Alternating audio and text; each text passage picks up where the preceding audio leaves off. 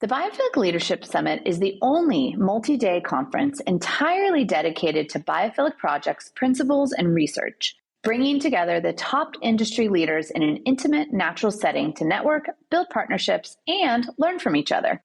This year's summit will explore biophilic placemaking and how we can use biophilic principles to promote health, happiness, and vitality in public spaces. In addition to fascinating presentations, delicious farm-to-table meals at Sarah and cocktails, this year's summit will feature a selection of biophilic experiences like forest bathing, bird watching, and more. So join us in Sarah for the 6th Annual Biophilic Leadership Summit from March 24th to March 26th, 2024. Learn more about the summit and register today at biophilic.summit.com. That's biophilic.summit.com. We hope to see you there.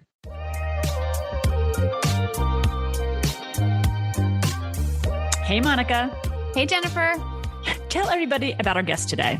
So we spoke with Sarah Milligan-Toffler, the president and CEO of Children in Nature Network. This is an incredible organization whose mission is to increase equitable access to nature so children and the environment can both thrive. Sarah's work focuses on building relationships and networks from city governments to the corporate sector to fulfill that mission. She is also the recipient of multiple awards, including the George B. Hartzog Jr. Environmental Award, I hope I said that right, and the Fran B. Manella Award for Sustained and Innovative Achievement by a woman in the management of North America's historic and cultural heritage. Woo!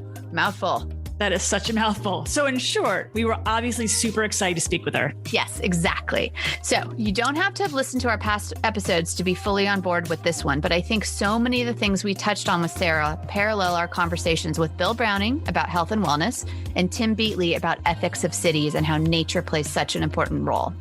Absolutely. Let's get to our conversation with Sarah Milligan-Toffler. Hey, Sarah. Thanks for coming in today. Hi, Monica. Nice to see you. Hey, Jennifer. Oh my gosh. I'm so happy to be in a room with all these amazing people I know today, you guys, this is the first time we've been back in the quote studio, and you might actually hear a little bit of thunder outside. Nature is trying to get in. Nature's but we're really excited to be together, and we're really excited to have you, Sarah. Well, thanks so much for having me. It's exciting to be here. So one of the things I wanted to sort of kick off with is always asking, your background. We absolutely are huge fans of the Children in Nature Network. Tell us what you do and what is the Children in Nature Network for our listeners. Sure. Well, first, I have the tremendous privilege of being the president and CEO of the Children in Nature Network. I've been with the network for almost 8 years. Wow. And before that, I worked for 30 years in nonprofit management, really in the world of getting kids connected to nature. So I've been doing it for a real long time. And I just moved to Georgia in 2020. I'm super excited to be here. Moved here with my husband and his mom. Great. And I just love exploring the outdoors here, running the trails. I'm out there every day, and it's just awesome. It feels so good, doesn't it? It does. I just did it right before we just joined together. So. And I was going to say that we're all in Serenbe, and Jennifer's at Serenbe with us today, and Sarah has moved to Serenbe. So I know. I can see everyone looking at me right now. I know. We're waiting for you to New York City. You can come visit whenever you want. Thank you. I appreciate that. I try now that I feel like we're at the light at the end of the tunnel of the pandemic. I feel like I can come a little more often. So, Sarah, give us a little more about your background in nature and sort of children's work before you got to Children in Nature Network. Tell me what you were doing for. Over almost 25 years for an organization called Wilderness Inquiry, and we do wilderness trips all over the world. Really introducing people with disabilities, young people that don't have regular access to nature. That's the whole mission. And I worked my way, kind of through that organization and learned the ropes of running a nonprofit. And then when I had the opportunity to come to Children in Nature, it was just a great fit. I'm super excited about doing this work. Can you share with us the actual mission behind the Children in Nature Network? Absolutely. So I'm going to start first with our vision. Our vision really is of a world where all children have access to the benefits of nature everywhere they live, learn, and play. And to reach that goal of all children, our mission is really to increase equitable access to nature, because we know that too often a child's zip code, their race, their ability level impacts whether they have access to nature or not. And so we really need to focus on that equity question. Yeah. And that is something that I don't think that a lot of people recognize. They just maybe make the assumption that there's parks everywhere, or, you have access to a trailhead, or you can go on a little camping trip. Exactly. But I think that's something that is really important, and that we've talked about with other people, is like what makes equitable access. So I'm super curious to talk about that today. I know. And especially going off the heels of like talking to Tim Beatley about being ethical and what creates an ethical city. So the gateway, I think, is nature, but how do we then incorporate the nature to parks and to access? And I think that's a big conversation of like, how do we do it? And what do we need to do to kind of just bridge that story of nature has to be an equitable source to all living people, no matter your ability or disability or where you live. And I think it's really important that we're having this conversation. The work that you do is so important, especially now coming out of COVID. It's impactful and important. So why is nature important for children of all ages? Well, the same reason it's important for all of us, right? Because we know that nature helps reduce stress, improve our mental and physical health, helps us focus, helps us concentrate. We know that just our well-being is supported by being connected to nature. And all of that's true for children.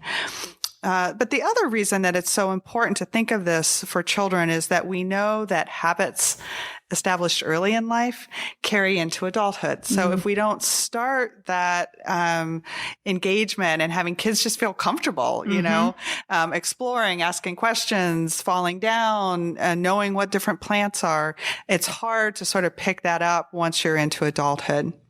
And the last thing I'll say about why it's so important is that research really shows, and there's a growing body of research around nature connection and brain development.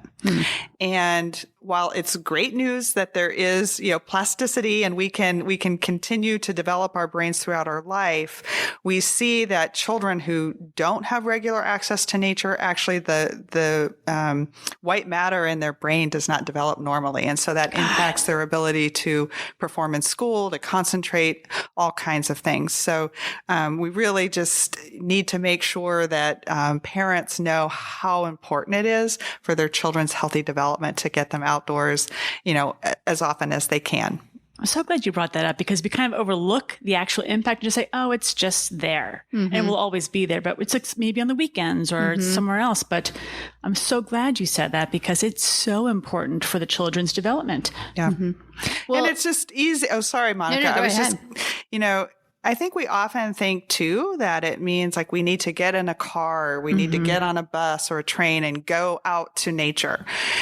We have resources on the Children and Nature Network's website where you can do kind of connection to nature from a balcony if you happen to live in New York City like you do, Jennifer, and you maybe don't have, regular access or easy access to a park. You can look at the birds, you can look at the trees, you can look outside and just notice what's out there. And that it's better to be immersed, but even that it helps you engage with your environment, and you really get the benefits from that. I love that. Like it's the noticing, because we often overlook it because it's a bird or it's this or it's a plant, but we're never really engaging to say, I wonder what that is, or just to be curious and explore and wonder.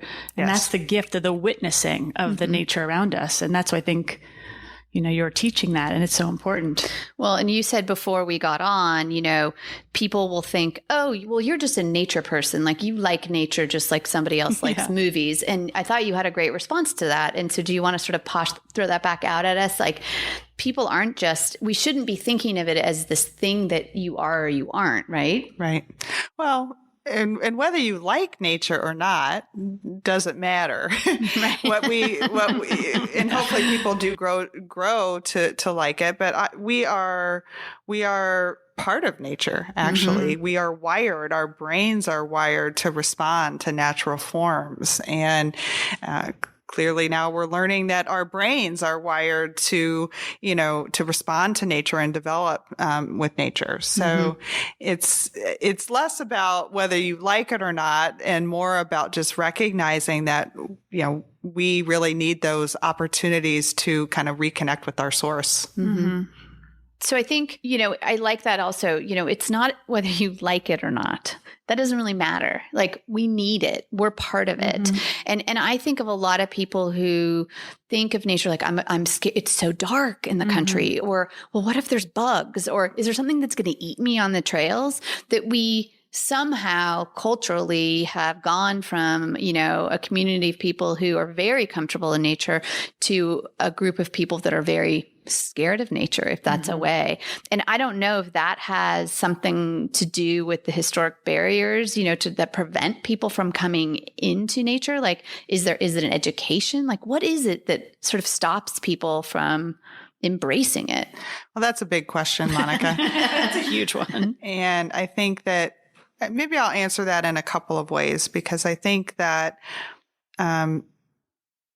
historically, there is a healthy fear of nature. I mean, you need to know what's around you. There are animals that could harm you, that, and that's in our, ancient history, right? So it's important to be aware of what the dangers are.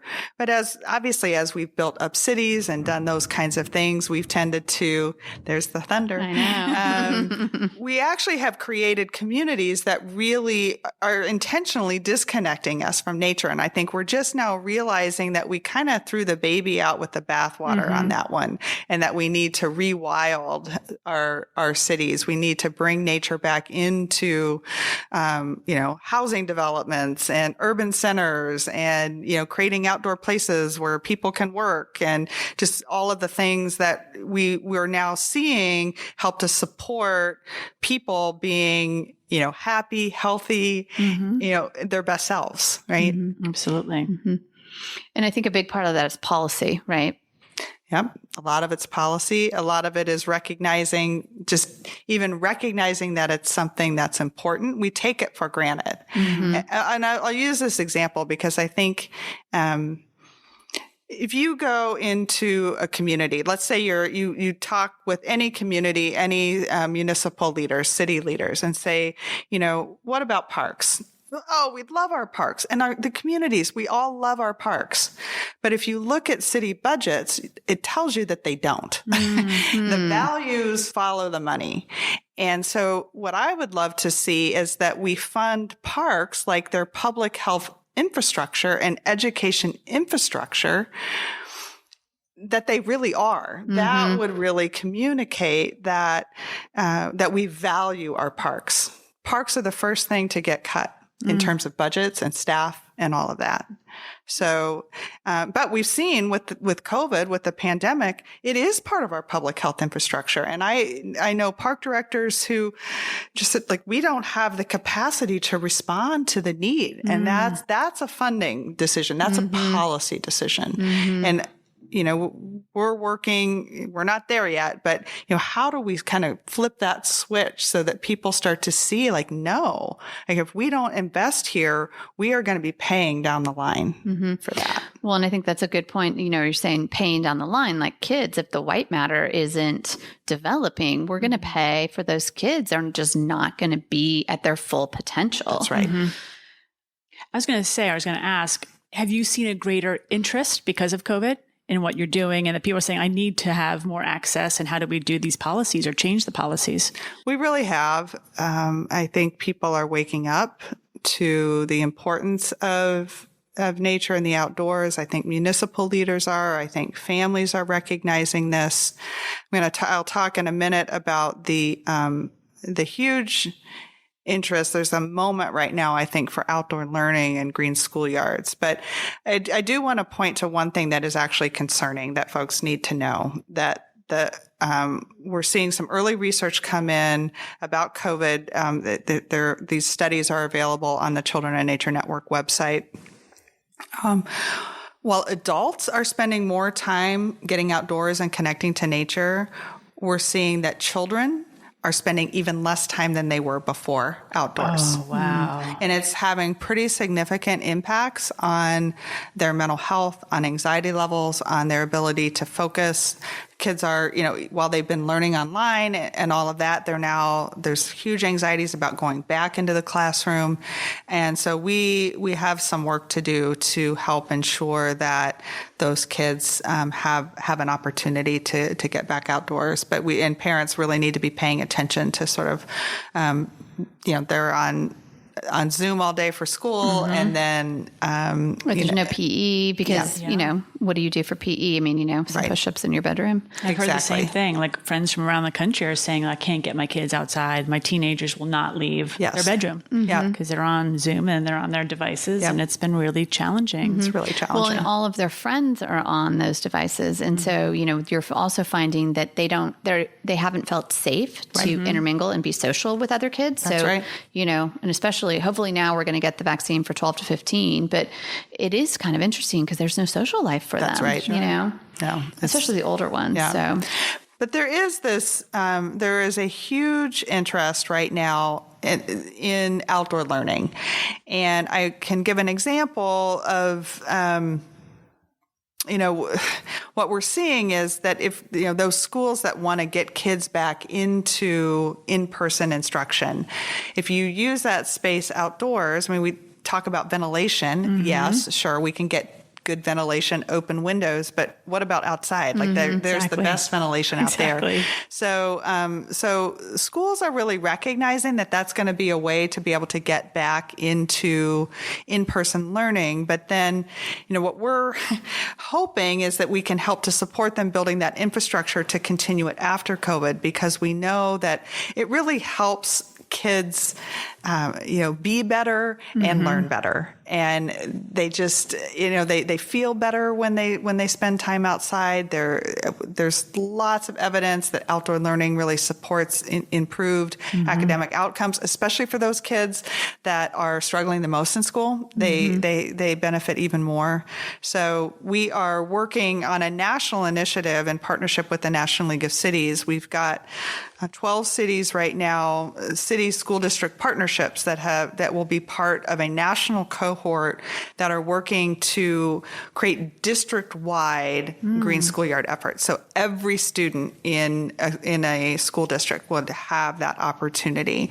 And right here in Georgia, exciting to say that Atlanta Public Schools, in partnership with the City of Atlanta, and then DeKalb County and Decatur School District are part of that cohort. And they were selected out of over 50 partnerships around the country to be part of the cohort. So very exciting. And it's building on, there are great pilots going on here. There are, partnerships that are already in place. And we really saw through their application that those, 2 districts are really ripe for not just 1 or 2, but district-wide greening of school grounds, which is really exciting.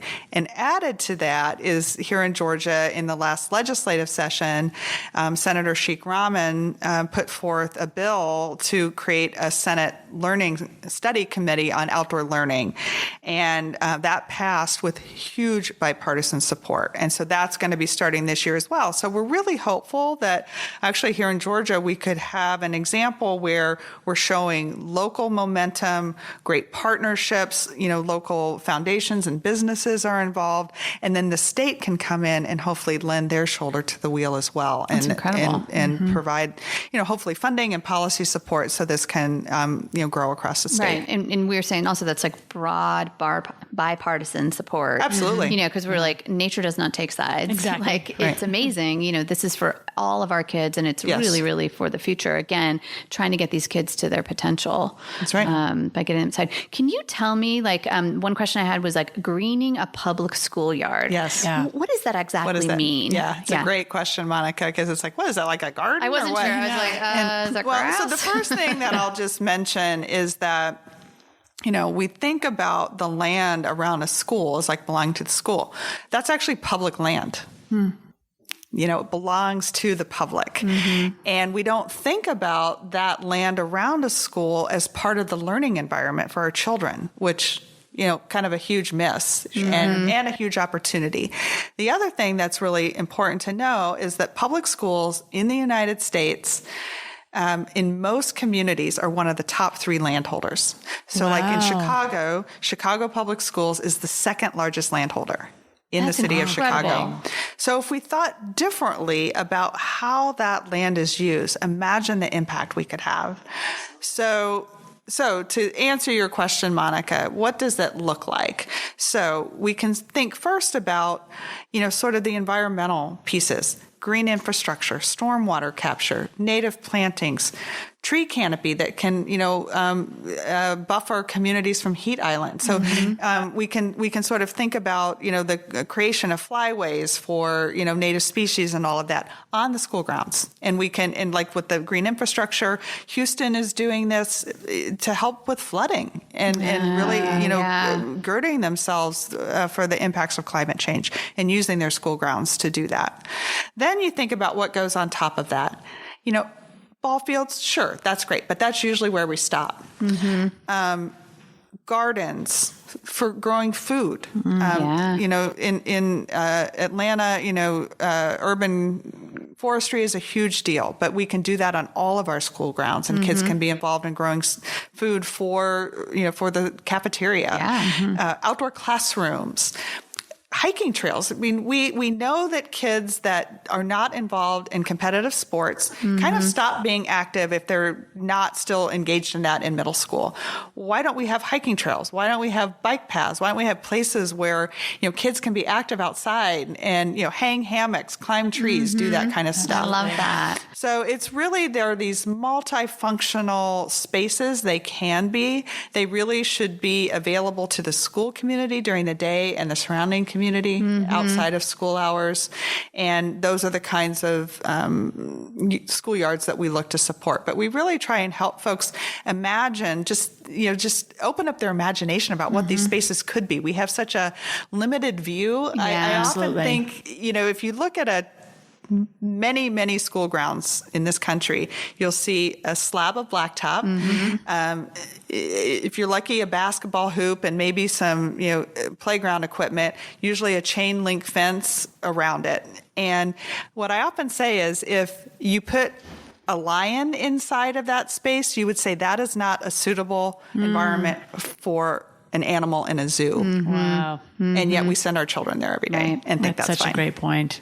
So sad. Isn't it? I mean, I'm imagining my childhood, my black top, and Exactly it's like maybe way. there was some green, but that was a ball field, or but and it's often turf grass, which is fine. I mean, and that's a start. But just think, like, if you could have trees and native plantings and so many other things there, then it creates such a more interesting you can educate the kids on what all the different species are. And I love the sort of food forest idea, or the green garden. That's amazing. Absolutely, that's the way for growth, don't you think? Like when we go forward, like that's how we're going to grow and understand like what we want to protect. Right. Was important, and those kids are going to want to say, I grew my garden here, and I want to protect the land here, and I know it better than ever before. And those children will hopefully grow up to be activists and enthusiasts and environmentalists to really protect the planet going forward. Right, which is really important. We touched on, or we have touched on in other episodes, sort of like what is an ethical city, and I think we've all sort of come to the conclusion that having access to nature is one aspect of making an equitable city. And so I would be curious, obviously greening schoolyards is a great part of it. And I was shocked. I'm still shocked to hear that they're top 3 landowners, because that's a great opportunity to do something interesting. But like, how do you think, Children in Nature Network is working, on the parks side? So like, we've talked a little bit about public education. Like, what are some of the strategies that we can sort of learn about? How do we make our parks, more equitable? Do we need more of them? Do they need to be bigger? Like, what needs to happen there in our cities? Yeah. And I think, I might back up one minute here, Monica, just to explain, the Children in Nature Network in the terms of the way in which we work. We don't provide direct programs that connect kids to nature. So we are a national network organization. We have staff all over the country. And we really think there are 3 key things that are kind of needed to sort of move this movement forward, if you will. One is fostering belief that a connection to nature is critical to children's healthy development. So fostering belief do that through storytelling and through research. And so we collect and curate research. We have a tremendous library on our website that's available and free to anyone to use. And then we really think about the strategic communications and how do we get the stories out there about it and lifting up stories about, who's leading the movement and, how that's happening. The second thing we think about is really impacting core systems that could have an influence on kids' daily connection to nature, right? So, again, municipal government, like how we plan cities, how we think about that. How we, schools and how we think about that. We work a lot in the youth development field, and folks, we're working with social workers to help influence how they do their practice and taking kids outdoors as part of, regular part of therapy. So there are all of these disciplines that have grown up around supporting youth, reaching their full potential, and somewhere along the way, they all miss the memo about nature. That makes sense. Right. And so our job is kind of like, how do we rehook nature back into everywhere, Absolutely. Kids, are moving about in their lives. And then the third thing is really around, how do we help more people see themselves as part of this movement? As, that connection to nature is relevant to them and their lives and their work. Amazing to me that there are people out there that don't, but this is where we are. So we host the biggest international conference on this topic in the world. It will be in Atlanta in May of 2022. So hope folks will join us for that. And, we create all kinds of tools and resources and things to help, whether it's municipal leaders or parents, we have the gamut. And so I hope folks will check out our website for those free tools and resources. So that's kind of the way we do our work. So getting back to your question about, what do cities need to do? I can report on, we've been working with cities for the last almost decade, more than 50 cities around the country that have signed up to say, I'm interested in looking at, what does equitable access look like in our community and how might we support that? And the kinds of strategies and solutions that we're seeing folks come up with, the green schoolyards is a huge one because especially, you think of someplace like Paterson, New Jersey, they're not making new land, that's very developed. So the school grounds actually that's public land.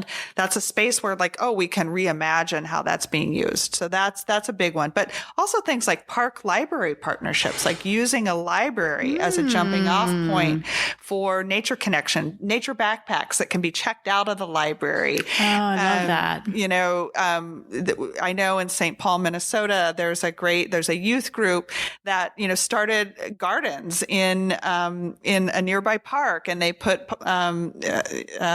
pollinator garden on top of the library, and they've hosted campouts in the park, things like that. So libraries are a really great place, I think, because communities are used to going to libraries and they trust libraries. And if libraries are sort of encouraging folks to go outside, that's really a positive. We're seeing early child care centers, like how do you, like the preschools, the littles, like how do you start to green those? Some cities have taken that on.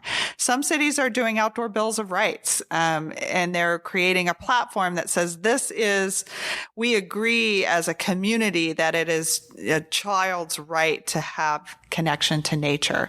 And that can become by itself, it can be a platitude and nothing's behind it, but it can also be a starting point to say, hey, look, these are our values. Now we need to live up to that. And it provides a platform for city leaders to kind of keep that work moving forward.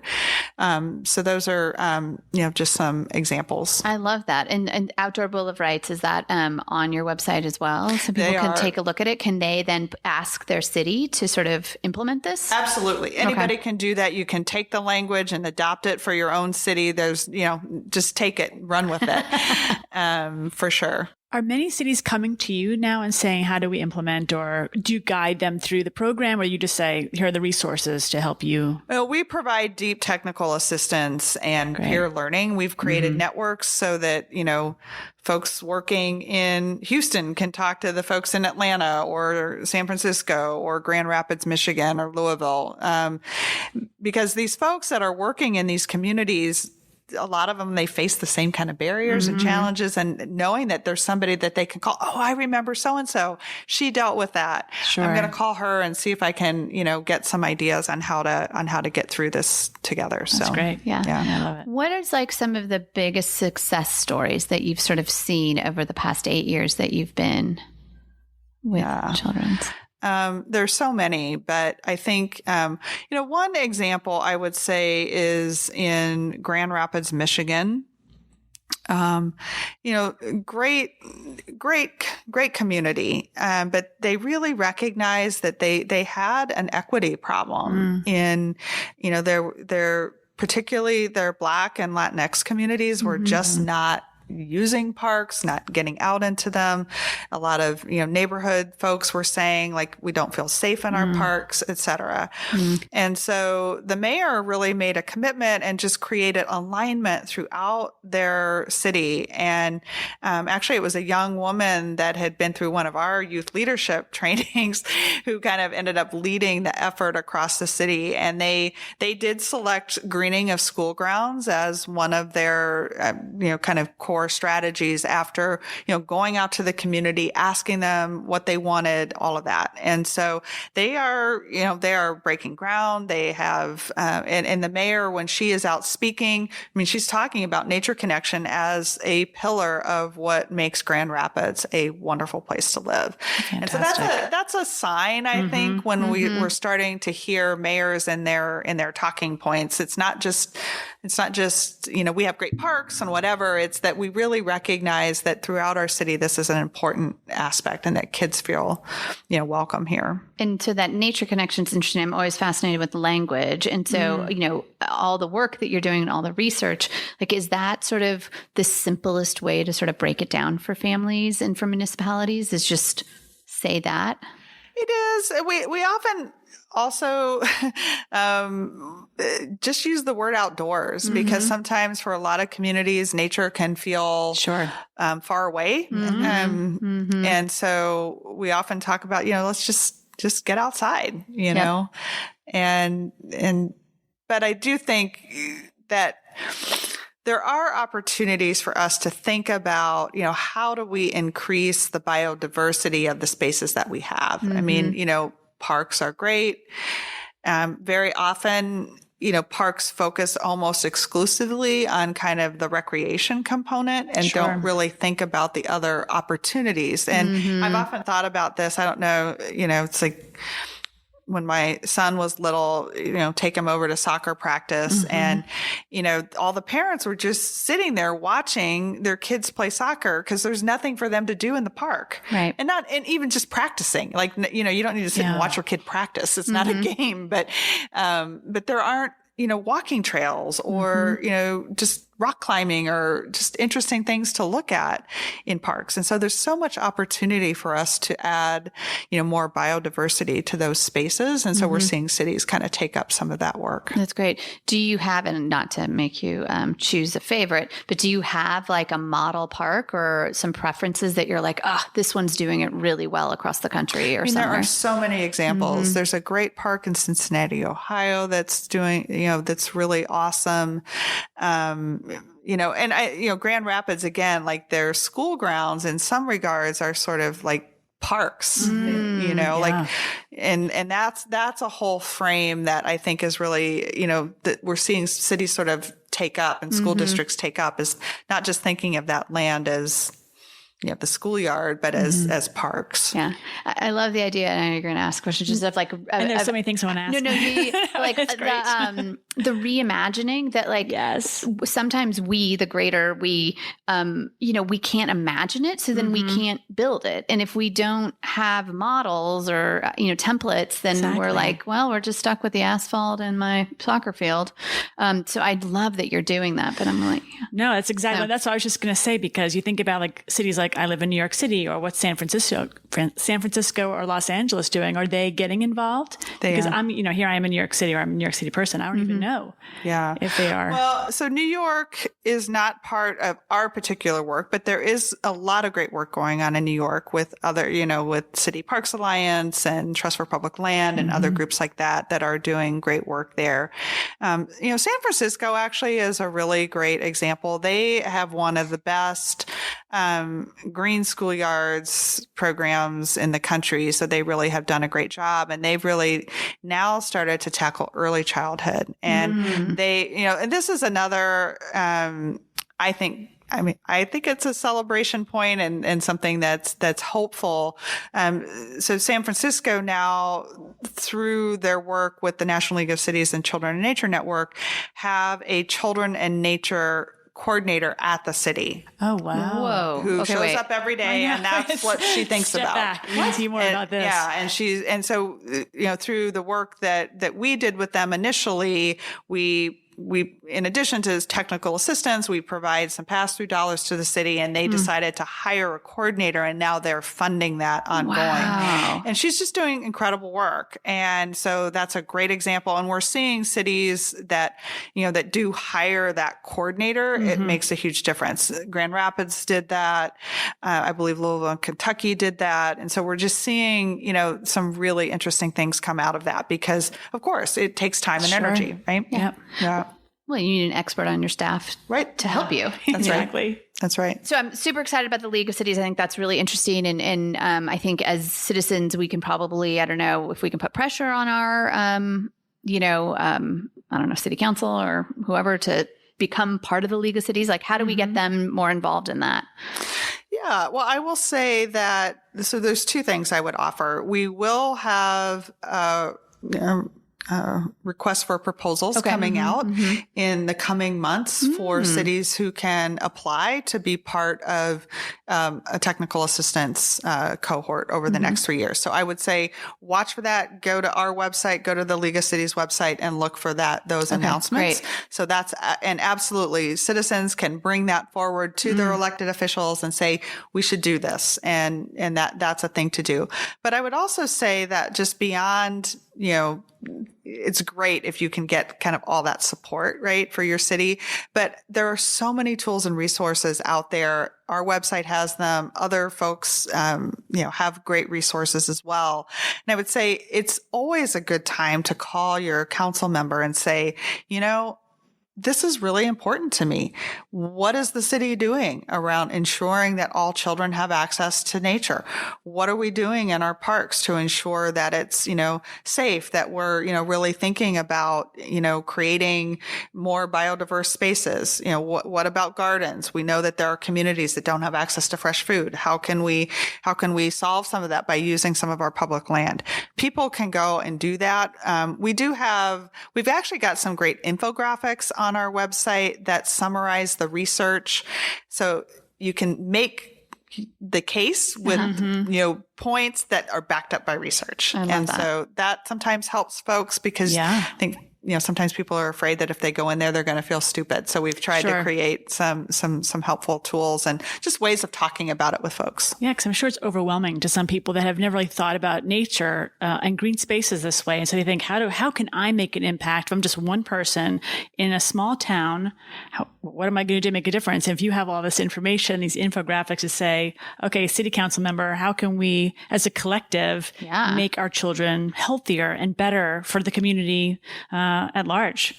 It's important. And that, I've never met an elected official who's like, I don't care about kids. Exactly. I can't imagine anyone saying that. You know what I mean? It's a kind of a soft, I don't like kids and I don't like nature. Nobody ever says that. So yeah, it's a win-win then right there. We're good. I like that. So all city councils. Yes.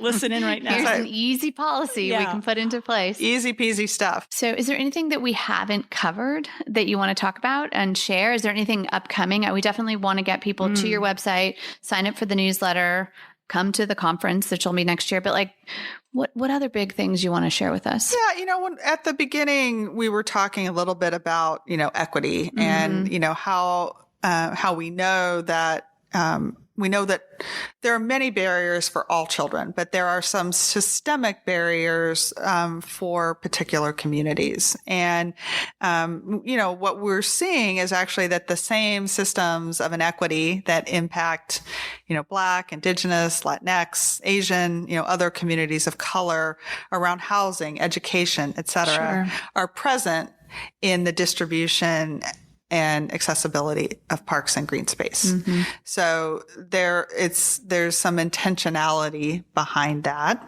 And so, in fact, we know that, for example, like back in the 50s, when they were starting to integrate public pools, many communities across this country, rather than integrate them, shut them down, including the parks that surrounded the pools. Mm-hmm. And so, then, everybody is kind of losing out actually in that case, but we're living with the, sort of the fallout from that to this day. So I think, and there's a perception problem. I think a lot of people, for example, there's an idea out there that Black people don't like the outdoors. Mm-hmm. Okay.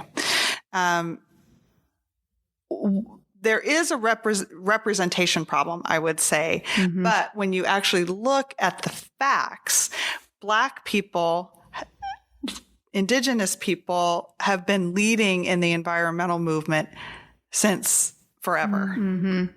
And just aren't seen or recognized. In fact, I'd love to just read to you because Outside Magazine did an article recently. It was titled, "We're Here, You Just Don't See Us." And Latria Graham wrote that. And this quote I think is important. She says, "African Americans don't always go where white people do. Places like swimming pools, beaches, and parks used to be segregated, and some outdoor activities were out of reach if you were poor or lived in an inner city. National parks weren't especially welcoming either. Many were created as an escape from urban sprawl at a time when urban was shorthand for Black and immigrants." So I think, it's important for us to recognize that history, to acknowledge it, and to engage with communities to educate, for white people to educate ourselves about who those leaders are. We've got a great resource on our website about some of those Black leaders that we did as part of Black History Month. So folks can go and check that out and learn about some incredible people. Youth Outside has a lot of great resources about that as well. But I would also say, in addition to, recognizing that people of color already exist in the outdoors, of course they do. They're human beings. It's ludicrous. But